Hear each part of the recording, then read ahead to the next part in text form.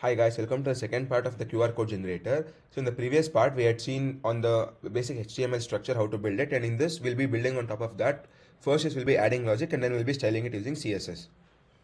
Now, let's see the logic in the script.js. So here we have, in the previous part if you remember, we had three elements, that is image box, QR image and QR text. So these are the three things which we'll be taking as variables in this one. We'll be using document.getElementById. ID. We'll take whatever this element with this ID, we'll be taking it and storing in the image box let and QR image and QR text respectively. So then we have the function generate QR, which we had seen in the previous part. So in this, what it says is if there is any text that is written in the box, where the placeholder was there, we were prompting user to enter. So if there is any text, if the value of anything text which is there is greater than 0, then we have the API where we generate the QR image, QR code. All right.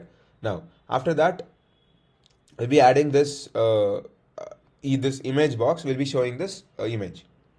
Now, if there is no length, now I mean if there is nothing, no content is given, then we have to give an error. So we say add error. Now, you can see we have given us timeout as well. So how many 1000 milliseconds? That is for 1 second. The error should be coming there. So now for this error, how do we display this error? Is basically we have this in the style part. So you can see where is the error? Yeah, here.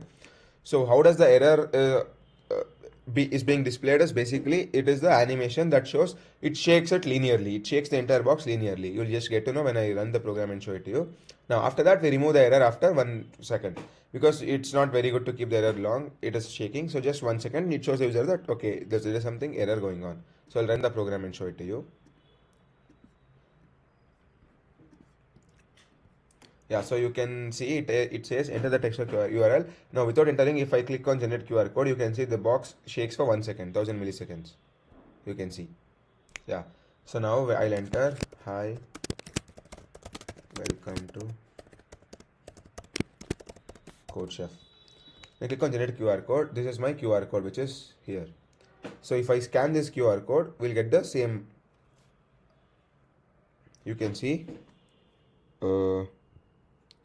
it says welcome to CodeChef. That is what I've scanned now.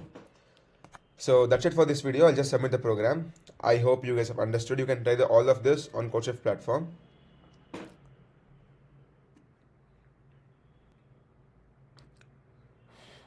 So test cases have passed, and that's it for this video. I'll see you in the next video with the new project. Thank you.